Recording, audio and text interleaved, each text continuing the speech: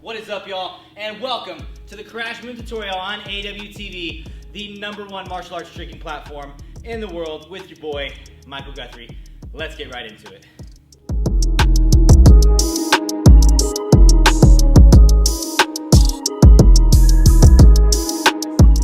It is going to be extremely beneficial if you have a really strong moon kick and a setup to get into it. Now, that could be J-step, it could be 80 setup, but if it is going to be a setup outside of J-step, I recommend it being something that's upside down, like gainer switch, even just corking into it, you know, raise, touchdown raise, Gumby, whatever.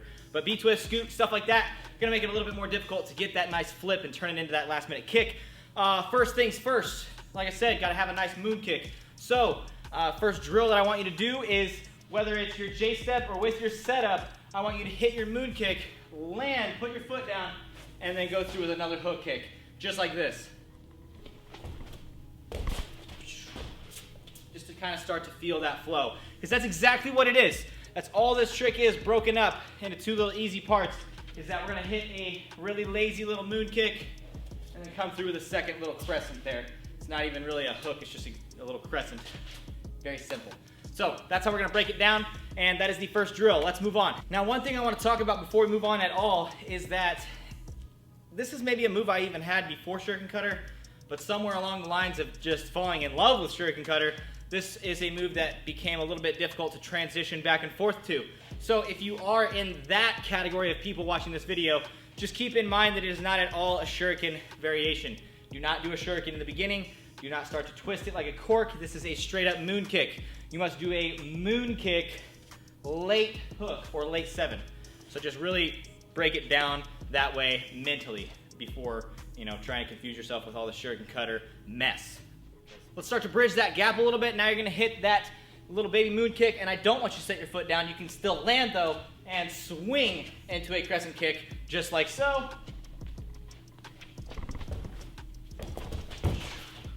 Now it starts to get a little bit crazy there with a lot of momentum flinging around, but as much as possible, just try to spot one general area. With you guys being my little audience here, I like to spot just above it to try to have a little higher spotting for a better lift. You know, get a little more height, a little more air time. So spot your target, keep it on there for the first moon kick, turn your head, and you can lower your target for the second part of the crash moon, because it's not supposed to be a high kick. It's not a Shuriken Cutter. It can be mid-level. That's what it's supposed to look like. So there we go. Major key component to making this look the way that it needs to look. Hold the moon kick for as long as you can. You are going to wait until you are basically done flipping and you're coming down. You're like finishing that front flip feel where you're going to stand up and land on the floor, and that's when you're going to twist your hips around for that late hook.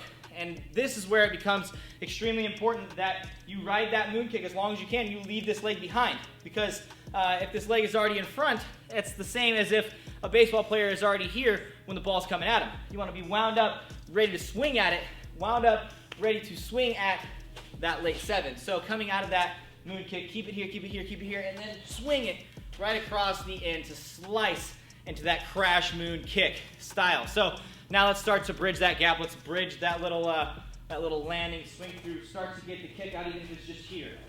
You know, a little early, a little late if it has to be. Doesn't have to be the perfect position, but just start to hold, and then aggressively swing or fling that last kick.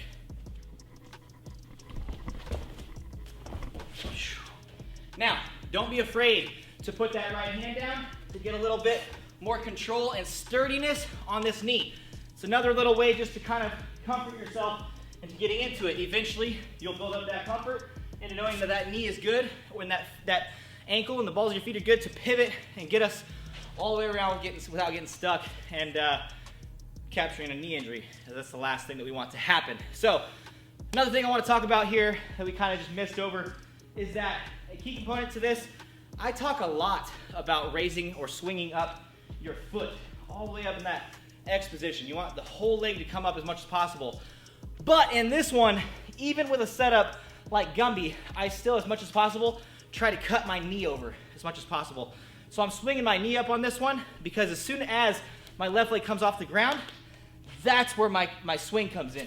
Because that's going to be my momentum all the way around for the entire crash moon.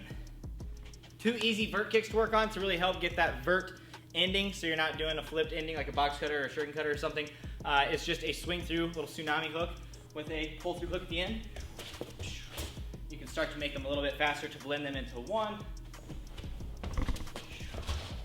And you notice it's a little laid off the ground. I don't drill it as often, but that's a way to work your way into that kick. It may not be helpful for everybody, me, not helpful for me, but it might be helpful for some, as I've seen it help others learn this trick.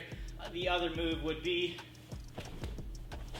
just your cheat 720 double. Now, if you really want to add fun to it, you can add that late hook at the end, working your way up to hurricane kick, but those are just some ways to cheat your way into tricking yourself to learning a crash moon. I hope this tutorial was extremely helpful for you guys. It has been the Crash Moon tutorial with your boy, Michael Guthrie, on AWTV, the #1 martial arts tricking platform in the world. Tune in for more, you know.